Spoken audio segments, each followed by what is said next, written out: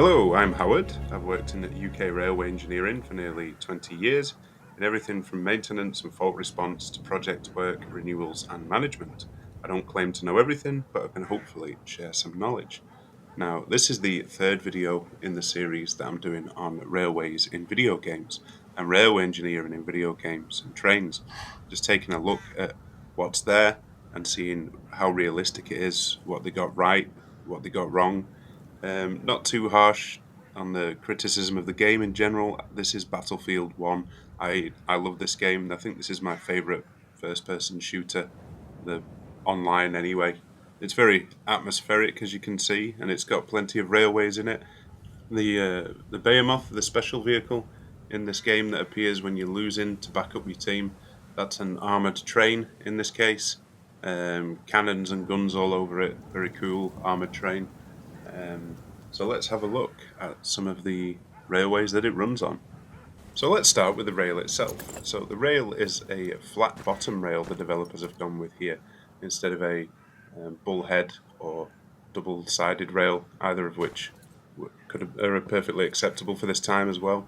The flat bottoms started getting used around the late 1800s, so it's perfectly feasible it was here.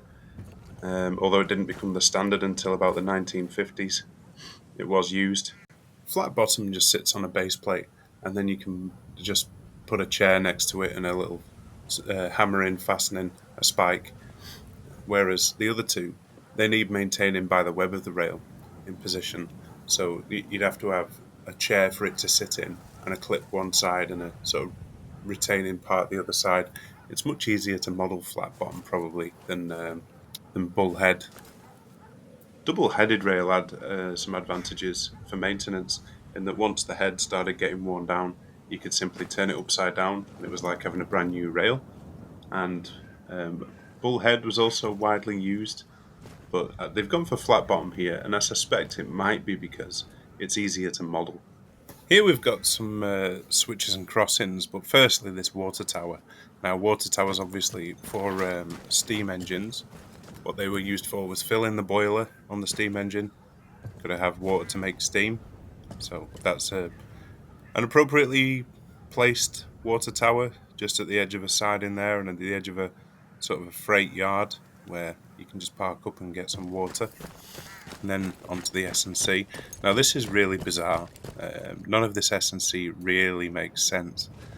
And one of the things I like to do when looking at complicated S&C is follow the wheel, pick a wheel, right? So if we pick this right-hand wheel, follow it up this rail as it's set to normal position, goes through the crossing nose and onwards, which is okay.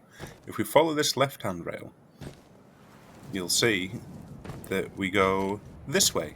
So each rail is trying to turn out in each different direction. The right rail is going straight on and the left rail is going to the right. At first I thought perhaps the points are set like this purposely to prevent runaways. A lot of the industry still uses physical barriers and physical means of protecting sidings and protecting main lines by utilising points. But none of the way this is set up makes any sense. So this rodding and these levers, they're attached way too far back in the switch. So this is the heel of the switch at the back, and the switch toe is at the front where the pointed bits meet at the far end over there. And the points operating equipment is usually at the toe because that's the bit that the train has to get past. That's the bit that the train has to get onto and off in order to send it round the switch.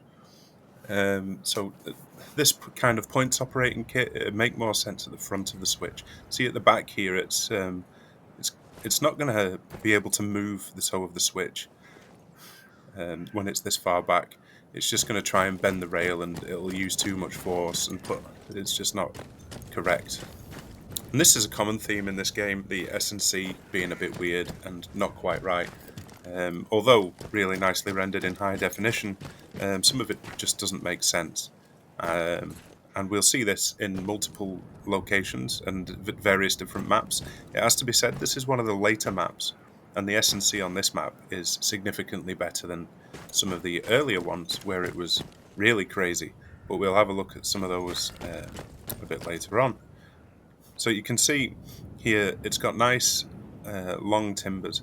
So it should start off with your regular size sleepers at the switch toe, and then where the track starts veering off into two lines, and turning out, that should be these long timbers, these long ones, and you can see that rail's actually tied down. That rail's actually bolted down, and like the rest of it, clipped in. So is that one. So I'm not sure how that's supposed to move. At first, I thought it might be train operated, but it's not. So these timbers, you'll see in earlier maps that they haven't got this quite right, and the timbers sort of clip through each other. But this is all correct. There's the regular size sleepers, and then it goes into the long ones through the S&C. These switch rails appearing to be tied down. No slide chairs and no stretcher bars. Nothing to maintain that rail's position, so it's just flopping around. That could easily move under heat or vibration or anything and hit the wheel of the train and derail it. There's nothing supporting that rail. It would never maintain that position. Rails actually like spaghetti. When it's at any reasonable length, it's really quite bendy. When it's not clipped down, rails are very quite more ductile than you think. This is a nice rendering of a carriage. Very nice indeed. This game is very good looking. The wheel's off there, that's derailed. Although the rest of it hasn't. So it's just perched in this strange S&C, which you can probably see better here if you follow the wheels, just how much it doesn't quite work.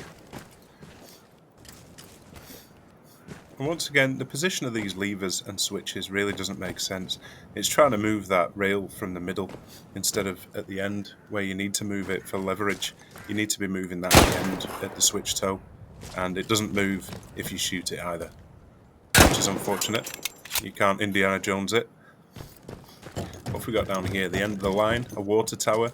Makes sense being there. You could chuck a hose on that and fill up your steam engine. This is a good buffer stop. It's got a nice 45 degree angle on the back of it there, going down into the ground. So if it gets hit, the force doesn't go completely laterally. Some of it gets directed into the ground and absorbs some of the impact that way. So that's a very typical sort of buffer stop design. That's very realistic. A nice platform here. This is quite well designed. It looks just like a real platform. They've got a good handle on what that should look like. These big stones on the top of the platform there, I don't know about other places, but we in the UK call these coping stones, and it's very important to they're regularly measured quite often to check the position of them, because what can happen, the track can move, and if it gets too close to those coping stones, two things can happen. So if it gets too close, the train could hit the coping stones, and if it gets too far away, the gap will be too big and people will stand increased risk of falling between the train and the platform. So that's regularly gauged by a big X and Y axis platform gauge that sits on the rail and takes those measurements. That's regularly done.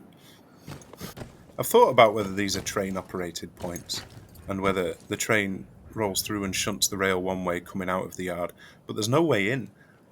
The design is just copied across all the point systems, so they've just come up with a design and copied it. I think really looking at the crossing noses and how the S&C is laid out, Fallout 4's done a much better job of getting a realistic sort of switches and crossings design than this game really.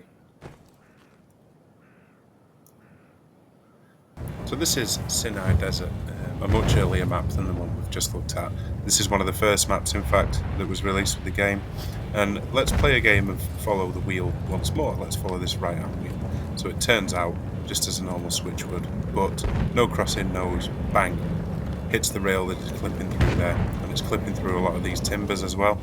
This is what was on about with the long timbers were on the last map, but in this much earlier map, they clip through each other. They've just overlaid two railways instead of making the long timbers for the S&C. So let's follow another rail here. So if we follow this left-hand rail, imagine we're going straight through this S&C. You're going to go bang, no crossing, you're going to hit that piece of rail. And what if you go this way? You're going to run along this edge, and off the outside of the rail and completely derail off into the sand. So this S&C just doesn't go anywhere. There's no point operating equipment. There's no stretcher bars. Not that you would be able to put one in because there's a rail in the way. The stock rail's in the way. Welcome to Ballroom Blitz Railway Station.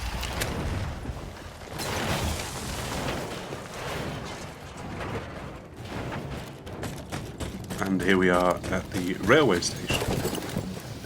Once again, this is a bit of an older map than the first one we looked at, but still flat bottom rails, still the same spike system. And this is a really nice modelled steam engine they've got here. I'm just going to take a minute to look at this. They've done this really well. A lot of attention to detail. Spent a lot of time on it. It's ticking over there as well. Mechanical parts look good. All the drive rods, coal hopper on the back there. It's a nice sheen to it. Very well done. The graphics on this game for its age as well. It's not a new game now. But anyway, on to the nitty-gritty of the S&C, which even at first glance this is a bit strange. So you've got at the end these two switch toes, which it appears there's pieces of it removed. Maybe it's been decommissioned, because you can see the fish plate joint, the joint on the end there that's missing a few bolts where another rail's supposed to bolt on. So maybe they have. This switch was originally longer, and they've removed the piece. You can see the fish plates there with obviously a piece of rail bolts onto the other side of that normally, but there doesn't appear to be anything there. No point operating equipment, which is the same as the other earlier maps. There isn't any. Only in the later ones is there some operating equipment, some levers. Return to the combat area. Some rodding. Let's start at the front. Let's start at the engine and follow a wheel and see what we can come up with. So following this right-hand wheel, bang. Firstly, it hits there. There's no crossing. It's just two rails clipping through each other there.